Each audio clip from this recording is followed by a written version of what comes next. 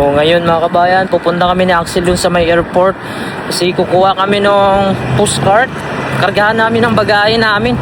Kasi yung postcard na dinala namin doon sa hotel, kinuha na kahapon, may bumalik. Kasi yung bagahe namin, 4 yung bagahe, tapos may hand carry, tapos may bata pa. So dalawang kailangan namin na paglagyan dahil maglalakad lang kami papunta sa airport. Dahil nga ay malapit lang naman, walking distance, hindi na kami magbabayad ng taxi. Yan, kasama ko si Axel para tulak siya sa isa, ako din isa. Tapos bibili na lang kami ng makain dito kasi medyo gutom na kami. Kain naman kanina, tinapay lang at saka cake. Sakit talaga sa ulo pagka sanay ka palagi kanin, parang maluwag sa tiyan. So titingnan natin kung ano yung mabili natin sa airport. Sana meron ditong rice. Ito yung panahon natin, 20 degrees Celsius yung lamig. So yun yung hotel namin. Ito sana kaso mas mahal dyan. So yun na lang yung isang mura. So yan yung airport, lapit lang. So hanap tayo dyan sa 7-Eleven ng makain. Ayun, so nakakuha na tayo ng dalawang postcard mga kabayan. At dito na tayo malapit sa hotel namin para mag-prepare na kami at pupunta na kami ng airport pagkatapos namin kumain. Kasi check out namin dito alas 12 tanghali. So alas 10 na dito, 11:30. So oras dito mga kabayan, alas 11:30 na. So alas 12 yung check out. Ayun, nalabas na kami, papunta na kami ng airport. Pa Greenland na kami mga kabayan, no? So biyahe namin mamaya ay alas 4:30 ng hapon. So dating namin sa Greenland ay alas 6 kasi 4 hours yung biyahe, alas 6:30. Advance kasi yung oras dito sa Denmark kaysa sa Greenland. Ayan, so naka-ready na kami. So ito na talaga, final na talaga ito. Papunta na kami sa Greenland. So ito na mga kabayan, papunta na po kami ng airport. Alis na kami dito sa Denmark. So ito na yung pang-4 na aeroplano namin, papunta ng Greenland. Hinay lang kayo mabukan ha. Wait lang, wag na, yun na. Dito harap.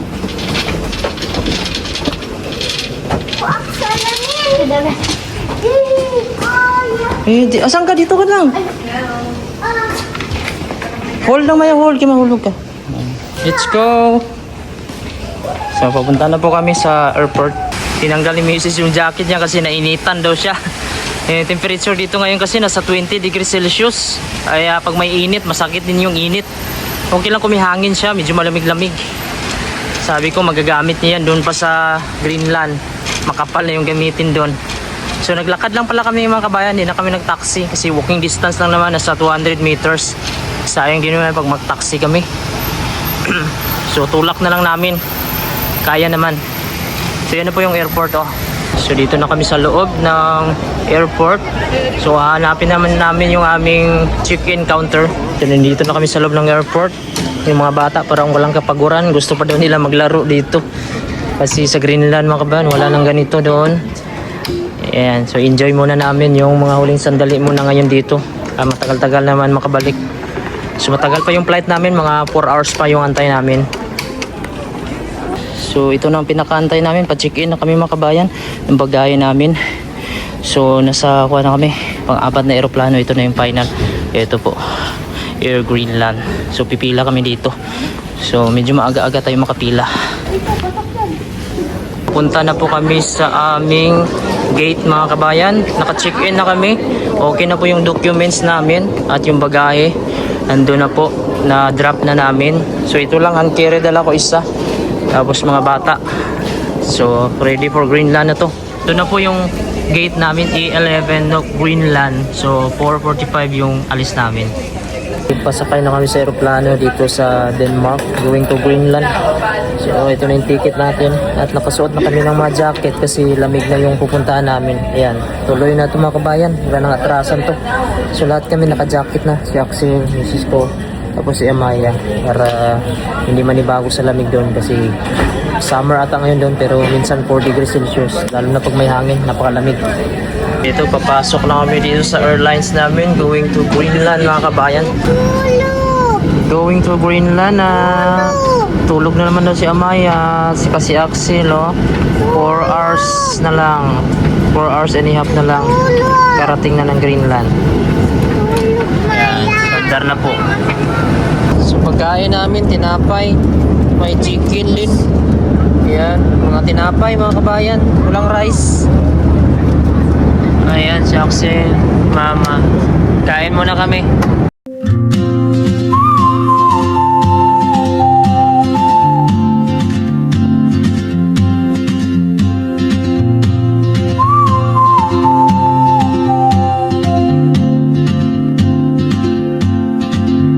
She moves like a map with no borders, a whisper caught in the wind. Ngayon, palabas na kami dito sa aeroplano mga kabayan. Tapos yung 2 araw na biyahe namin at 4 na aeroplano, nakarating na din kami dito sa Nuuk City, Greenland. Tack för dig. So, yan, ito na. Yung Nuuk City, Greenland. Balik ulit tayo sa Greenland, sa malamig. So medyo masakit-sakit yung hangin. Tulungan mo dyan. So hindi ko alam kung ano yung temperature. Siguro nasa 12 degrees Celsius or 10. Medyo malamig. Back to reality tayo mga kabayan. Balik trabaho na tayo bukas. So, medyo nakakapagod talaga yung biyahe, lalo na pag may kasama kang bata. So 24 pa kami umalis dun sa probinsya namin. Bunumaan pa kami dun sa Davao, tapos Maynila. 24, 25, 6, 7, 8. So parang 5 araw yung biyahe namin lahat. Kasi puro stopover. So ito lang po yung itsura ng Greenland. Kuha lang po talaga, walang kahoy. At malamig pa kahit summer. Yung oras natin ngayon ay alas 7 na po ng gabi, pero maliwanag pa rin. Ganito pagka summer dito sa Greenland. Kahit ating gabi, maliwanag siya.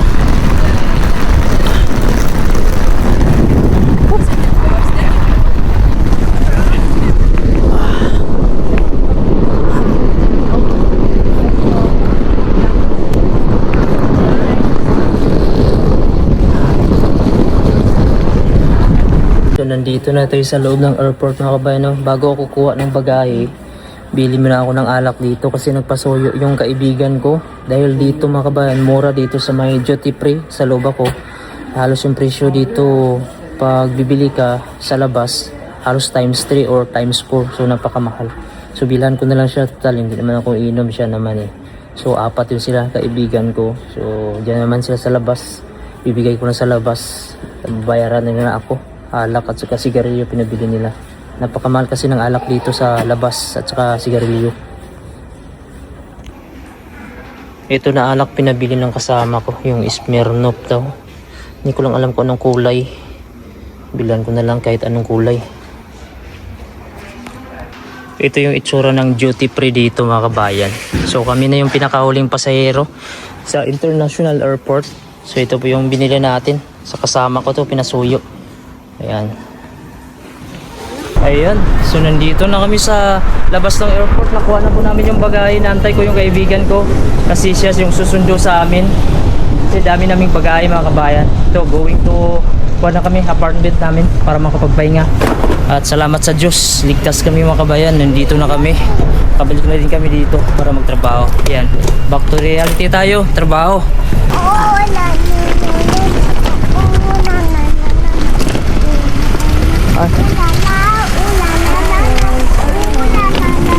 Yan, Dol. Yo.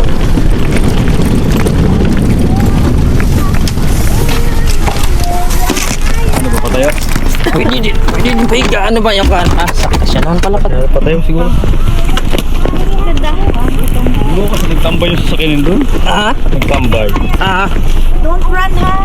Laki naman pala yung sasakyan na kuwan sa likod, no? Makutan to. Ilan na yung dito? Malaki pala yung lagayan yun ng bagahe, oh. Kala ko ngayon yung makasya, eh. Kasi Pang airport to. airport na to. Kunin ko na to.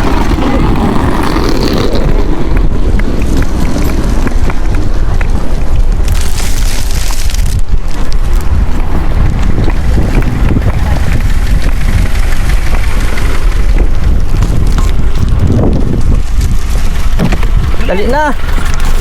Malay tayo sa bakal dyan doon, no? Ha? Malay tayo sa bakal doon, no? Oo, layo. Back to reality naman ta. Stop na. Ito na, balik na naman sa Greenland. Kuha na doon, no? Yung hunting time na, no? August. Bakasyon mo ba? Hindi mo, relax lang yun muna. Sabi lang ako, medyo hinahilo ako. Sa kuhan ka na pala, ngayong Friday, di ba? Sarap sana si mama. Magkakuha na. Palagi yan, palagi yan. Dyan na, nakabili. Siguro. Nakabili naman kayo ng kuha, no?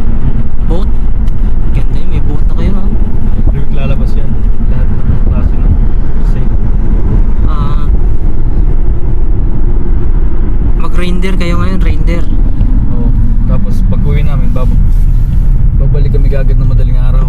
Tapos mag-ano na kami. Ano naman, red fish naman kami sa daan. Redfish? Oo. Sarap pa naman yung redfish. Lalo na bagong huli. Daming red fish ngayon. Dahil nagpapamigay na. Salmon lang, ikuha na, no? Yung salmon, net kasi yun, no? Hindi mo mabingwit, no? Di ba pipilmit mo yun? Nasaan yun? Nasa bundok yun doon? Ayun, may mga ilog. Oo. Yung lake. Mapanig sila doon.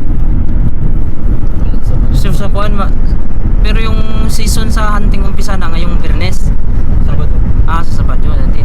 Biyernes kayo sa sakto pala pagkakuhan. Maka-start na pala kayo, no? Magpang-abot kayo mga hunter doon kasi yung mga Greenlandic Kami nag-aabang. lalabas dyan. Nakaraan yan. Hindi kami nakapag-gasolina. Wala kang trabaho kayo dyan? Hindi, galing ako sa buo. Tapos ko ng trabaho. Hindi kaya sa kusap. May boat na kayo? Kano kayo mo? 78?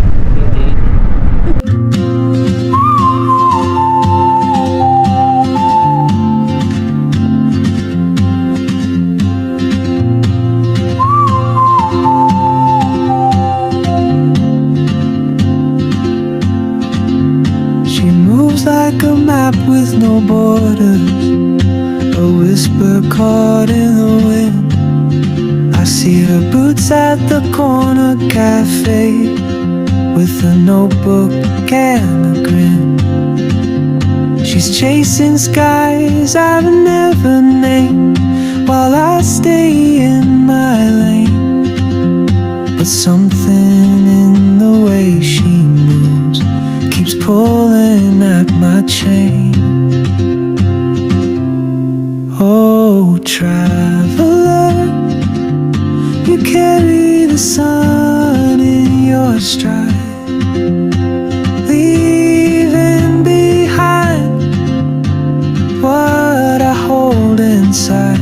If I don't ask your name today, I may never get the chance to walk beside your wandering dance.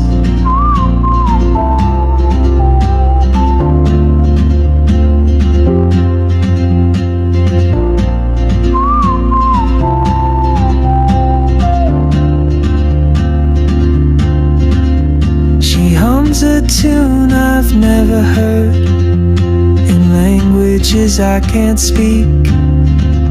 She writes down cities on her wrist and dreams she'll never keep. I sip my coffee, miss my cue, still anchored by my fear. But time rolls on like open roads, and soon she won't be here. Oh, traveler, you carry the sun in your stride, leaving behind what I hold inside. If I don't ask your name today, I may never get the chance to walk beside your wandering dance. Maybe next year in Madrid, or on some quiet mountain ridge, I'll see you turn and I'll be brave. But what if courage comes too late?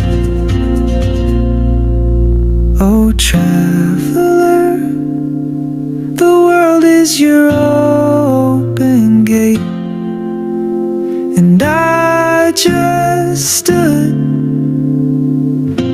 afraid of fate. If I don't take that step today, you'll vanish with the train, and I'll never see your smile again.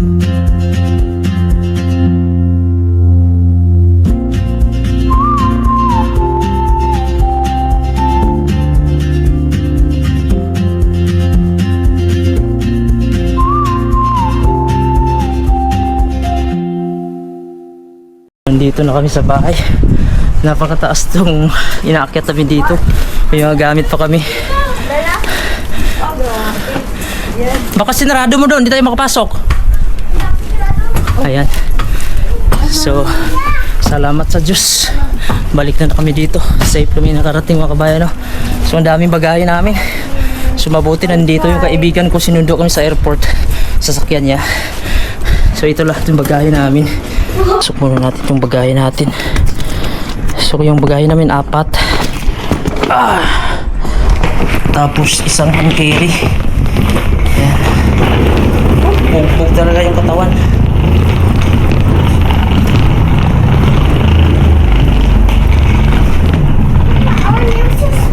Wow. Ngayon na mag-ibig. Ayusin mo natin.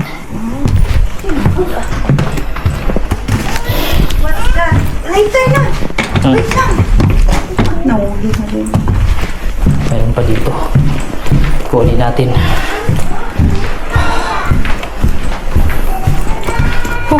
So yan. Oras natin ay alas 8 na po ng gabi. Pero maliwanag pa rin. Yeah.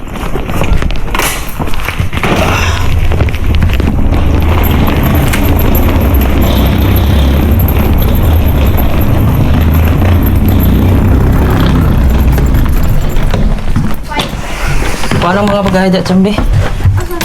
Yung mga bagahe. Ito mo doon. Sa awa ng Diyos, nandito na kami sa loob ng bahay namin. So, nandyan pa yung bagahe namin. Hindi pa namin nabuksan. Yung isa pala binuksan ko kasi binigyan ko yung kasama ko ng tuyo at saka yung bukayo at saka yung durian candy. So, bali nilutuan pala kami ng kasama ko dyan. Bahay namin ng adobo. Tapos may rice kasi doon sa Denmark. Bihira kami makapag-rice doon. Pagpupunta lang kami doon sa may sentro. Pero doon sa hotel, wala na talagang rice makabay na makita. Tinapay. Yun ang makain namin doon, burger. Hindi ko makaya yung burger. Makalam yung sikmura ko. Kaya masakit yung ulo namin. Doon din kanina sa may Greenland, wala ding rice. Chicken lang din, tsaka yung tinapay. Buti na lang yun. Nagluto yung kasama ko. So yan, kain muna tayo mga kabayan, no? At bukas, balik trabaho na tayo. Kaya na natin magtrabaho kahit pagod. Normal lang yan. God bless you all po.